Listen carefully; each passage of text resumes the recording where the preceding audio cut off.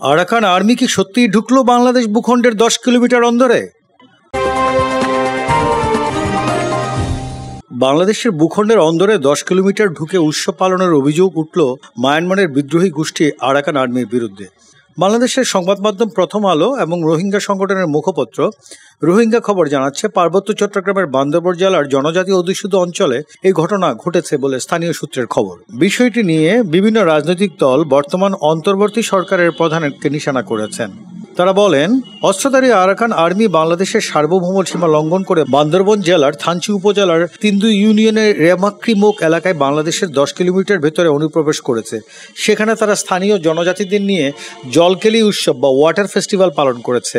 আমরা এই ঘটনার তীব্র নিন্দা প্রতিবাদ জানাচ্ছি। মায়ানমারের বিদ্রোহী গোষ্ঠী আরাকান আর্মির বিরুদ্ধে এর আগে সীমান্তে গুলিবর্ষণ ও বাংলাদেশি নাগরিকদের অপহরণের অভিযোগ উঠেছে।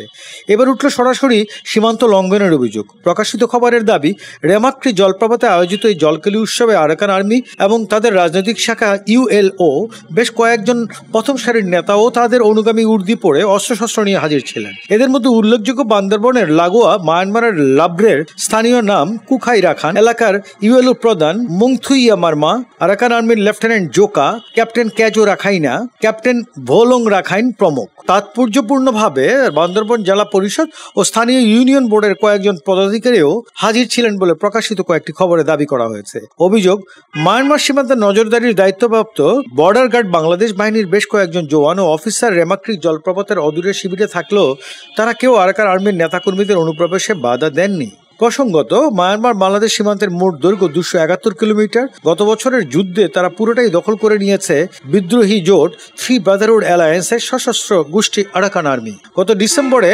মংডু, বুথিডং, পালতোয়ার শহর সহ মায়ানমারের রাখাইন প্রদেশের 80% বেশি এলাকা দখল করে নিয়েছেন আরাকান আর্মি। রাখাইন প্রদেশের সঙ্গেই রয়েছে বাংলাদেশের বিরাট সীমান্ত। এই পরিস্থিতিতে সেখানে বসবাসকারী কয়েক লক্ষ রোহিঙ্গা মুসলিমের ভবিষ্যৎ নিয়ে উদ্বিগ্ন বর্তমান ইউনূস সরকার। একদা মায়ানমারের শাসক সামরিক জুন্টার চক্ষুশূল রোহিঙ্গা মুসলিমরা চলতি যুদ্ধ পরিস্থিতিতে সরকারি বাহিনীর সহযোগী হয়েছিল। Arakan Rohingya army, Arakan Rohingya salvation army এবং রোহিঙ্গা সলিডারিটি অর্গানাইজেশনের যোদ্ধারা গত 6 মাস ধরে বাংলাদেশ সীমান্তবর্তী এলাকার জুন্টা ফৌজের সঙ্গে কাঁধে কাঁধ মিলিয়ে বিদ্রোহীদের বিরুদ্ধে লড়ছে বলে সূত্র জানায়। কিন্তু তাতে শেষ রক্ষা হয়নি। এই পরিস্থিতিতে রোহিঙ্গা মুসলিমরা নতুন করে আরাকান আর্মির নিশানা হয়েছেন বলে মনে করা হচ্ছে।